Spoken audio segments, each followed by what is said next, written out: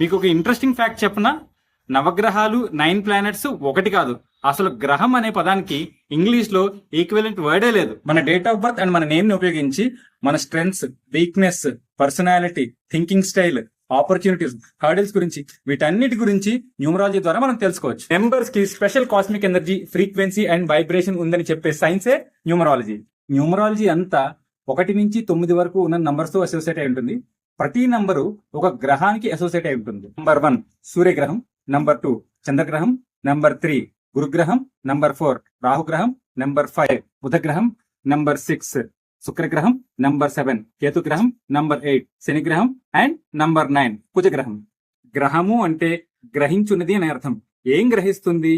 ఆయుష్ను గ్రహిస్తుంది. Numerology and astrology అనేవి అక్క చెల్లెలు లాంటివి. ఈ రెండు ఒకదానికొకటి కోఆపరేట్ చేసుకుంటూ మనిషి యొక్క జీవితాన్ని బెటర్ గా చేయడానికి హెల్ప్ చేసే సైన్సెస్. అంతేగాని ఈ రెండిట్లోనూ ఏది ఎక్కువ కాదు, ఏది తక్కువ కాదు. న్యూమరాలజీ గురించి మరింత వివరంగా తెలుసుకోవాలనుకుంటే మా ఈ న్యూమరాలజీ సిరీస్ ని ఫాలో అవ్వండి.